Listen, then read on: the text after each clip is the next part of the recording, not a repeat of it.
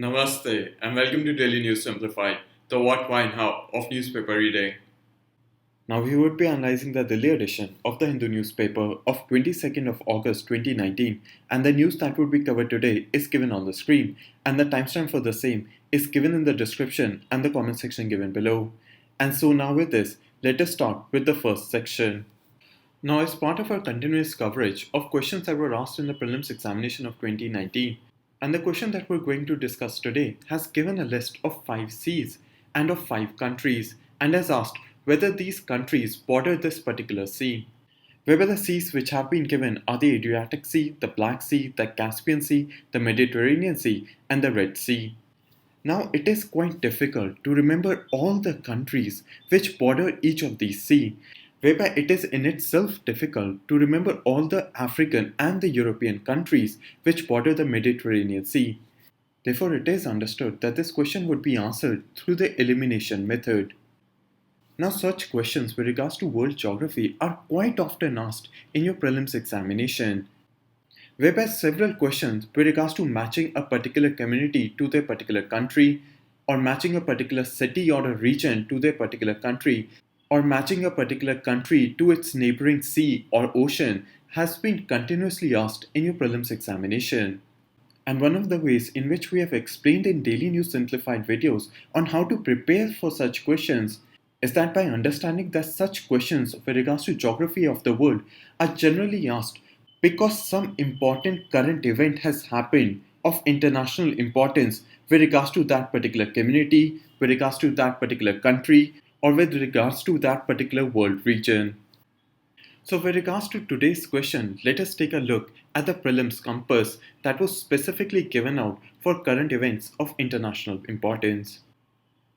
Now what you would have understood was that the Caspian Sea in itself was in the news because the Caspian Sea Agreement was signed among the 5 countries which border the Caspian Sea, which includes Azerbaijan, Iran, Kazakhstan, Russia, and Turkmenistan, whereby this convention was signed so as to provide a legal status of the Caspian Sea.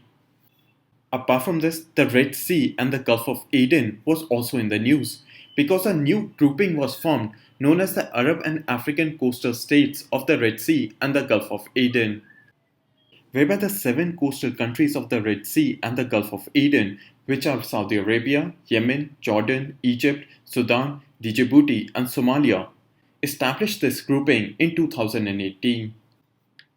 So now even if you look at the practice questions that were asked in the prelims compass for international relations, one of the questions asked was which of the following are littoral states to the Caspian Sea.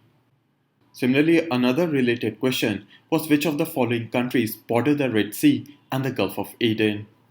So now if you knew the bordering countries of the Caspian Sea, you would have known that Kazakhstan is one of the few countries that border the Caspian Sea and was part of the Caspian Sea Agreement.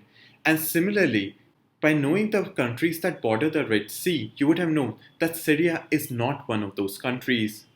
So by knowing that statement number 3 is correct, you would have known that option B and option D might be correct. But by knowing that option 5 is not correct, you would have been able to eliminate option D, and thereby through the elimination method, you would have known the correct answer to this question would have been B, 1, 3, and 4. Apart from this, even if you take a look at the Focus magazine, so within the October 2018 edition of the Focus magazine, the Caspian Sea Agreement was covered.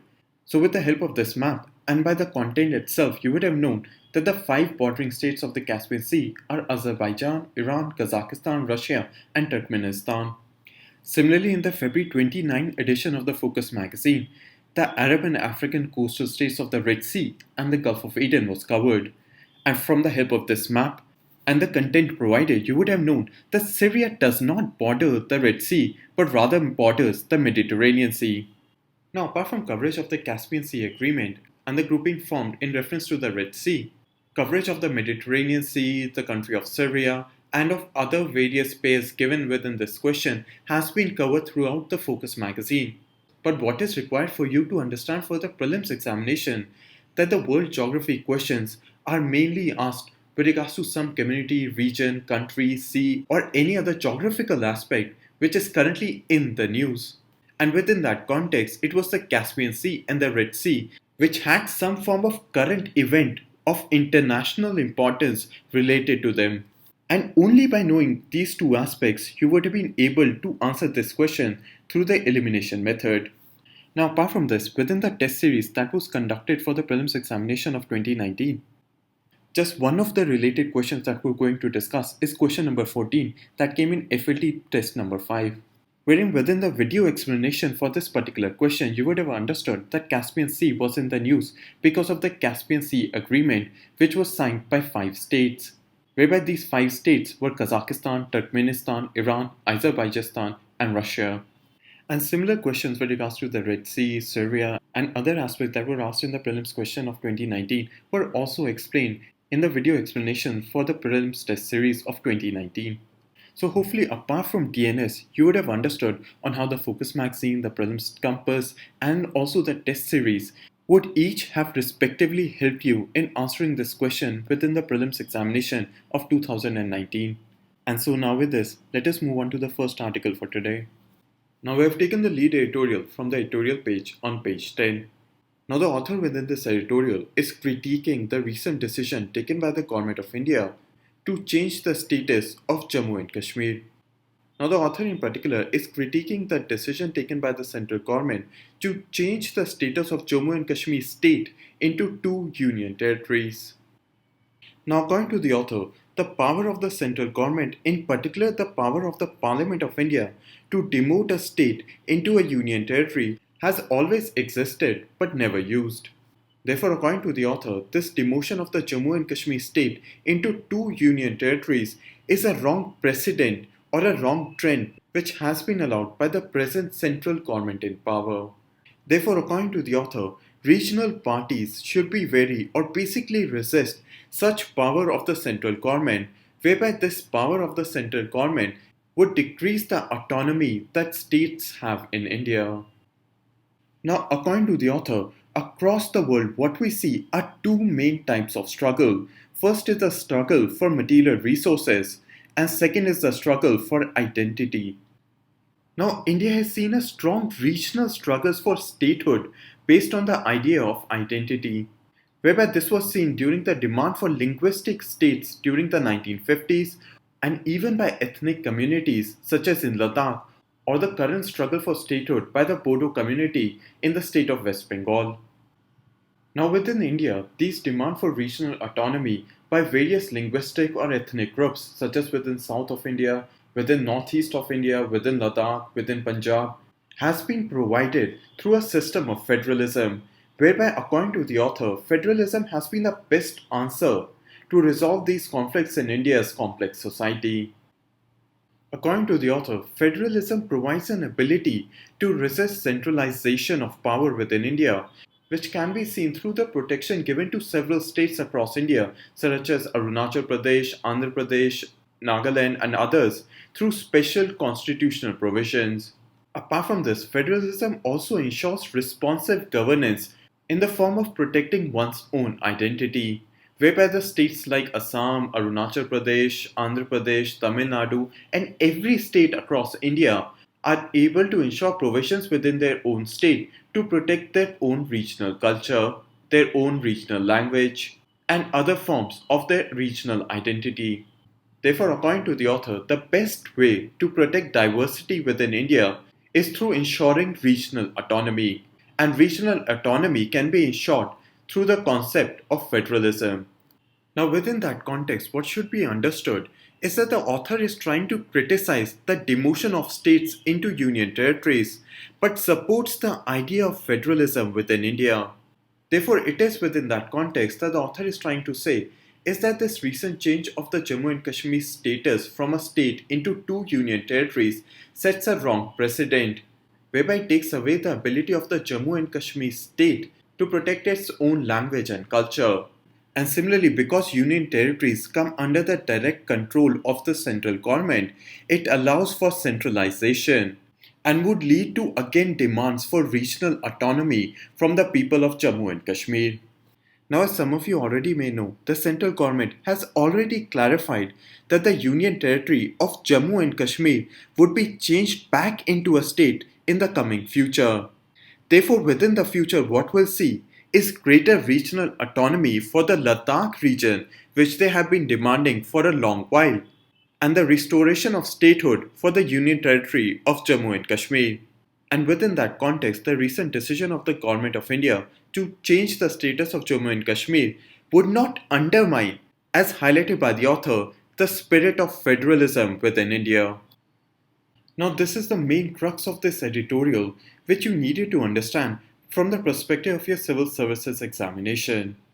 Now, this editorial and the explanation given in this section should be seen from the perspective of GS Paper 2 within the section Polity and Governance and within the subsection Issues and Challenges pertaining to the federal structure. And so now with this, let us move on to the next article. Now we have taken this opinion-based editorial from the editorial page on page 10. Now what had happened was that in 2017, the Government of India had observed that the Income Tax Act of 1961 was drafted more than 50 years ago, and therefore it was required that the Income Tax Act should be redrafted. Now within that regard, the Arbind Modi Committee was formed, whereby this task force was supposed to draft a new direct tax law which was in sync with India's economic needs. Now the main purview of the Arbind Modi task force was to form a new direct tax legislation, whereby the main terms of references for the Arbind Modi task force was to study the direct tax system of other countries, find out what the best international practices are, and form this draft direct tax legislation based on the economic needs of India. Now, what today's editorial highlights is that the Government of India may not release the report of the task force on direct taxes, since it is rumored that the report highlights the adverse or the negative impact of demonetization on the Indian economy. Whereby what has happened is that the Arbind Modi task force has submitted its report to the Government of India, and according to the author, it is unlikely that the Government of India would make this report public, since it provides negative aspects of the demonetization that was undertaken in 2016 within India. Now, the author within this editorial further highlights the negative impact of demonetization on the Indian economy, whereby the demonetization reduced the amount of investment by companies within the fiscal year of 2016-17. Similarly, there was an increase in the share of loss-making companies after demonetization, and apart from various other negative impacts of demonetization. Now, within that context, what you need to understand is that this report has not been released by the Government of India, and therefore any speculation with regards to the content of this report is not useful for your civil services examination. And therefore it is best to wait for the report to be released by the Government of India and then understand the various problems, the recommendations, and other aspects highlighted within the Arbind Modi task force related to the new direct tax legislation. Therefore, with regards to this editorial, what you need to remember are the various terms of references with regards to the Arbind Modi task force from the perspective of your prelims examination. And so now with this, let us move on to the next article. Now we have taken this opinion-based editorial from page 11. Now what this editorial highlights are various risks with regards to legalizing cannabis or marijuana. Now another article had appeared much earlier in a Daily News Simplified video of 24th of November 2018 with regards to India to study marijuana-derived drugs.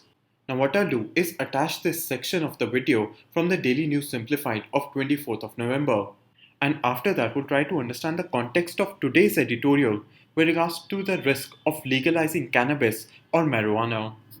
Now, as you already understand as to why this article is in the news, that the Council of Scientific and Industrial Research, the Indian Council of Medical Research, and the Department of Biotechnology have gotten together so as to promote research in herbal drugs. And in particular, they would be researching the herbal drugs that have been mentioned in India's traditional medical knowledge systems. And when we say traditional medical knowledge systems, it means the medical knowledge system which is known as Ayush. Now, Ayush means the medical system known as Ayurveda, Yoga and Naturopathy, Unani, Siddha, and Homeopathy. And these three organizations are going to promote research in the various herbal drugs that have been mentioned in these 6 traditional medical knowledge systems of India. And now it is within this context is that research is going to be undertaken in herbal drugs that are derived from marijuana. Now research is going to be undertaken to study the effect of marijuana in the treatment of breast cancer and in sickle cell anemia. Now, apart from this, there are two aspects that you need to understand about marijuana itself. Now, as I also mentioned in the article, there are two chemicals within the plant marijuana. Now, the first chemical is known as cannabidiol or CBD, and the second chemical is known as tetrahydrocannabinol or THC. And what you should know about them is that the second chemical, called THC, is the primary psychoactive chemical that causes the high when marijuana is consumed, while the first chemical, called CBD, does not cause intoxication. And now, the last aspect that you need to understand from this article is the current status of marijuana in India. Now, currently, the cultivation of marijuana in India is illegal. However, what currently happens in India is that the plant of marijuana is grown as a weed in various parts of this country. And since marijuana grows as a weed in various parts of the country, it is not officially being cultivated for commercial purposes. However, what is going to happen now is that the cultivation of marijuana is going to be allowed, but in a restricted procedure just for medical research. And the last aspect that you need to understand is that even though it is not related to the current status of marijuana in India, marijuana is still restricted for medical usage in the United States, Canada, and in various other countries. So now hopefully up till here you've understood that marijuana is going to be researched in India as for potential use in herbal drugs, and its effect is going to be studied in the treatment of breast cancer and sickle cell anemia. And it is within that context that the two chemicals which are present in marijuana, first being CBD and the second being THC, are going to be separately understood on how they can be used in the treatment of breast cancer and sickle cell anemia, wherein CBD does not cause intoxication, while THC is the primary psychoactive or the primary ingredient of marijuana which gives its particular high. Apart from this, marijuana in India is illegal for commercial cultivation. And what happens in India is that it is grown as a weed in various parts of the country. And since it is grown as a weed, it cannot be officially said to be used for commercial cultivation.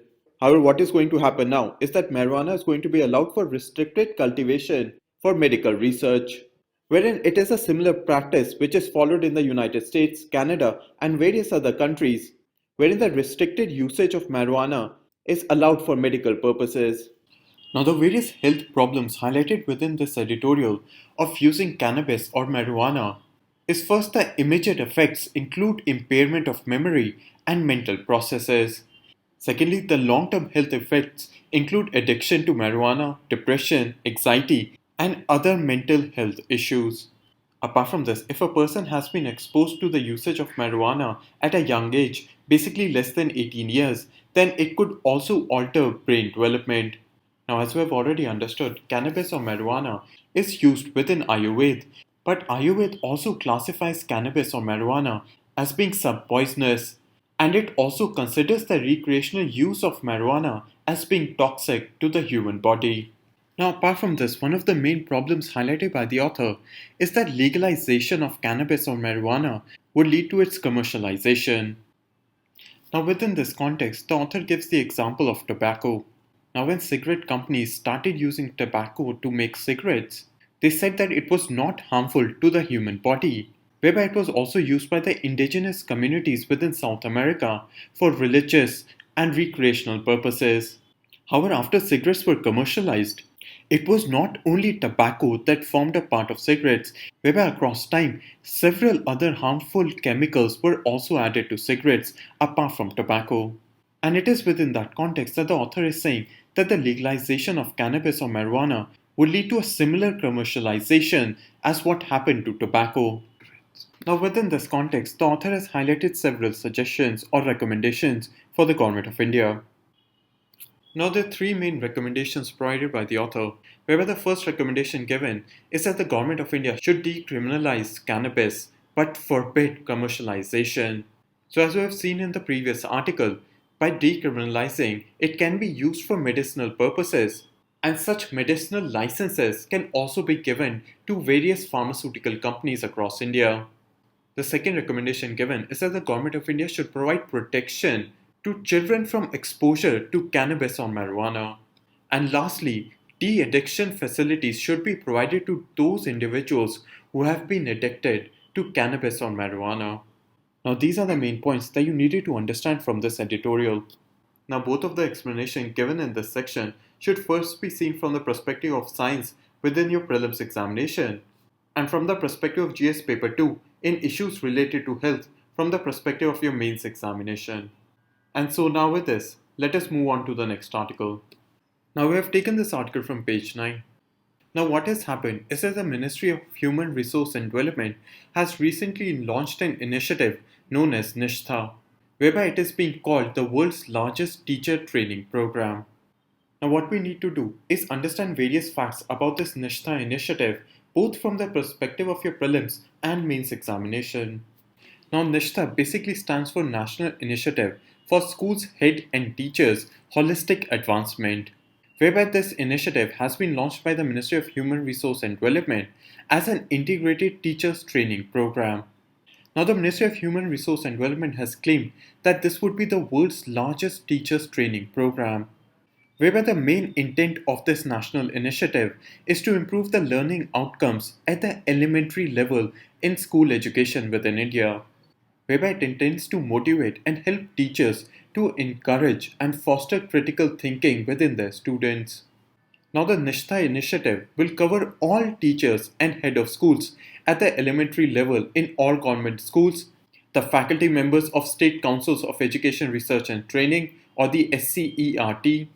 Apart from this, it would also include the District Institutes of Education and Training, the Block Resource Coordinators, the Cluster Resource Coordinators in all states and union territories across India. Now, apart from this, under the NISHTHA initiative, standardized training modules are being developed at the national level for all states and union territories. However, an important difference is that states and union territories can also contextualize or change their own training modules, whereby they can use their own materials and resource persons, but have to ensure that their own training modules are in sync with the objectives of the NISHTHA initiative. Now, training under the NISHTHA initiative will be conducted by more than 30,000 key resource persons and state resource persons who would be identified by the states and the union territories themselves. Now, these key resource persons and state resource persons will be trained by more than 200 individuals who have been termed as national resource persons. And these national resource persons will be identified by NCERT, National Institute of Educational Planning and Administration, Navodaya Vidyalaya Samiti, and several private NGOs across India. Now the last point that you need to know about the NISHTHA initiative is that a mobile app and a learning management system or an LMS will be based on Moodle, which is an initiative of the Ministry of Human Resource and Development and has been developed by NCERT. Now these are 7 main points that you need to remember about the NISHTHA initiative. Now you should know about the NISHTHA scheme first from the perspective of your prelims examination and also from the perspective of GS paper 2 within the section governance and within the subsection issues related to education. And so now with this, let us move on to the next article. Now we have taken the first article from page 1 and the second article is an editorial from the editorial page on page 10. Now both of these articles talk about the same issue of linking your social media account with your Aadhar card. Now on linking Aadhar card with your social media accounts, there are 4 different cases registered in different high courts across India, whereby 2 cases are being heard in the Madras High Court, 1 case in the Bombay High Court, 1 case in the Madhya Pradesh High Court, and even the Supreme Court is hearing a case on the same issue. Now the main reason given for linking social media account with your Aadhar card is so as to curb and regulate fake news, defamatory articles, pornographic material, anti-national and terror content in the online media. Now with regards to these petitions, the social media companies have raised a concern first with regards to right to privacy. And secondly, various social media companies including WhatsApp cannot end their end-to-end encryption method and allow a back channel to the Government of India, whereby if they allow this for the Government of India, then they would have to allow it for various other governments across the world. And secondly, companies such as Facebook, Twitter have said that they already share information with the Government of India with regards to any account which they find suspicious. Therefore, there is not a need to link their social media accounts with the Aadhar card within India itself. Now, apart from this, the Madras High Court has already said that it is not interested at any point of time to link Aadhar to any other government authorized identity proof. Now, currently, this case has gone towards the Supreme Court. Therefore, within that regard, this news is currently in transition, whereby we'll have to wait and see as to what would be the verdict of the Supreme Court with regards to actually linking social media account with the Aadhar card. So for now, it is best to wait and see for the verdict of the Supreme Court with regards to this case. But hopefully you've understood as to why people are asking, especially the state government of Tamil Nadu, for linking social media accounts with the Aadhar card. And similarly, you've also understood the various concerns highlighted that can arise if social media accounts are linked with the Aadhar card. Now, this article and the explanation given in this section should be seen from the perspective of GS Paper 3 within the section Security. And so, now with this, let us move on to the next article. Now, we have taken this opinion based editorial from page 11. Now, what this editorial provides is a strong critique of the Unlawful Activities Prevention Amendment Act. Now, you need to understand that the critique provided within this article is quite political in nature, and therefore, what you can do is watch the Daily News Simplified video of 26th of July 2019, whose link is given below in the description section, in which the probable impact of the Unlawful Activities Prevention Amendment Act has been provided, whereby this would give you a better understanding of the critique of the Unlawful Activities Prevention Amendment Act from the perspective of your civil services examination. And apart from this, information with regards to the Unlawful Activities Prevention Amendment Act has also been provided in today's PDF. And so now with this, let us move on to the next section. Now there are two questions for your practice, and what you need to do is pause this video, solve both of these questions, and wait for 5 seconds for the correct answer. Now with regards to question number 1, statement number 1 is wrong, whereby the NISHTHA initiative is being undertaken by the Ministry of Human Resource and Development. While statement number 2 is also wrong, whereby the NISHTHA initiative ensures learning outcomes at only the elementary school level. While statement number 3 is correct, whereby it covers all teachers at the elementary level in all government schools. Therefore, the correct answer to this question would be C3 only. Now, with regards to question number 2, if you take a look at statement number 1, which is wrong, India is a union of state, not a federation of state, which is given under Article 1 of the Indian Constitution. Statement number 2 is correct, whereby the executive powers of the centre are superior to the executive power of the states, whereby this has been provided under Article 257 Clause 1 of the Indian Constitution. While with regards to statement number 3, there is asymmetric capability of power among several states across India, whereby states such as Arunachal Pradesh, Andhra Pradesh, Assam, and various other states across India have been given special provisions which may not have been provided to states like Haryana and others. Therefore, there is asymmetric capability of power among states within India. Therefore, with regards to question number 2, the correct answer would be B, 2 and 3. Now there are 2 more questions for your practice, and as you already understand, pause this video, solve both of these questions, and wait for 5 seconds for the correct answer. Now the correct answer to question number 3 is A1 only, whereby the terms of references given out by the Government of India for the Arbind Modi Task Force is the formation of a draft new direct tax legislation, whereby the economic impact of demonetization is not part of the terms of references given out by the Government of India.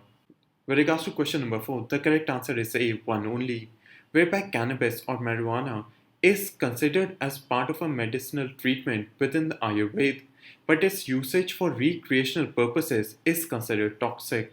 While with regards to statement number 2, the usage of cannabis or marijuana does have short-term and long-term health effects. Therefore, within that regard, statement number 2 would be wrong. And now with this, we come to an end in the analysis of today's newspaper. Now we move on to the question for today.